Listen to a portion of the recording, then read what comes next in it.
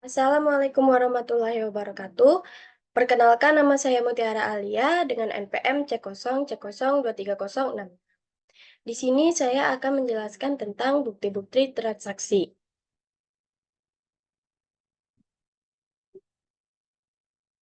Yang pertama di sini ada faktur penjualan. Ini adalah contoh faktur penjualan. Di sini siapa yang mengeluarkan bukti transaksi, yaitu penjual untuk pembeli. Lalu bukti transaksi ini terjadi karena adanya transaksi penjual antara pihak pembeli dari penjual. Selanjutnya, akun yang terpengaruh pada bukti transaksi ini yaitu piutang, pendapatan penjualan, dan pendapatan penjualan. Jurnal yang berpengaruh di dalam ini yaitu piutang di debit dan pendapatan penjualan di kredit.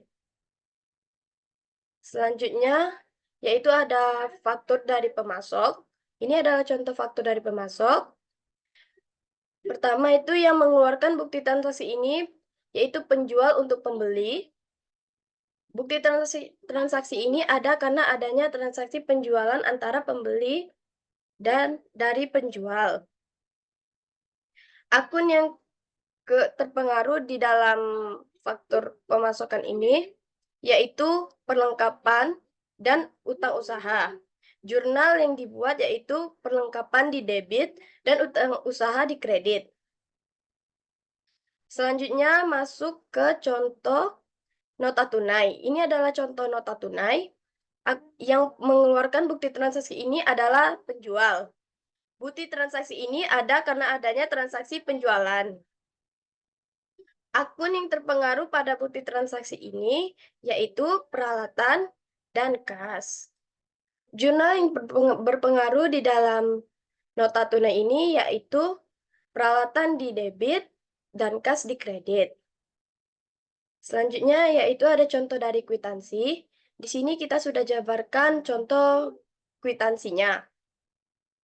Di contoh kwitansi tersebut, yang mengeluarkan bukti transaksi itu yaitu penjual.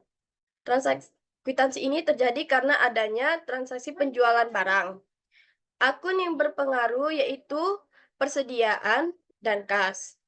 Jurnal yang dibuat yaitu persediaan ada di debit dan kas ada di kredit. Contoh selanjutnya yaitu ada memo debit. Memo debit ini ada contohnya. Contoh dari memo debit ini, akun yang mengeluarkan bukti transaksi ini adalah pembeli ke penjual. Memo debit ini terjadi karena adanya transaksi pengiriman barang kembali atas barang ini atau return barang. Akun yang berpengaruh yaitu payable dan kas. Jurnal yang berpengaruhnya yaitu payable di debit, kas di kredit. Selanjutnya ada contoh memo kredit. Di sini ada contoh memo kredit kita. Contoh memo kredit ini yaitu yang mengeluarkan bukti transaksi ini adalah penjual ke pembeli. Ini terjadi karena adanya pengiriman balikan dana jika ada produk rusak atau salah, dan bisa disebut return juga. Akun yang berpengaruh pada memo kredit ini yaitu sales return atau asset receivable.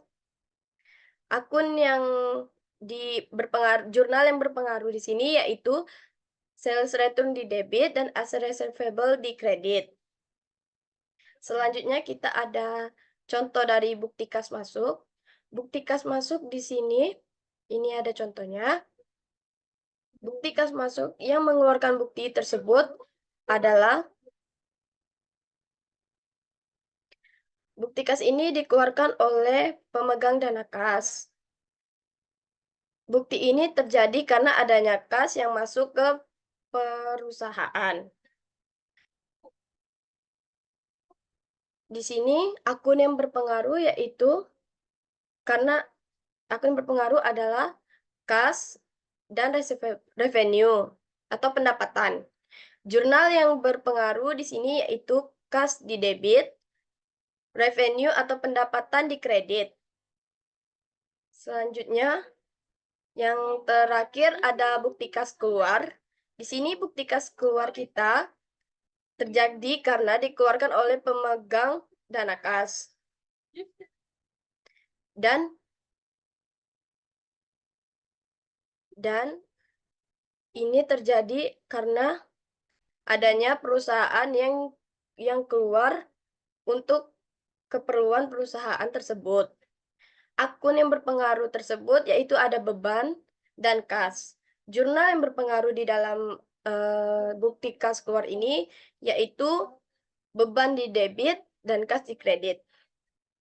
Sekian dari penjelasan bukti-bukti transaksi saya. Lebih kurang saya mohon maaf. Wabillahi taufiq wal hidayah. Wassalamualaikum warahmatullahi wabarakatuh.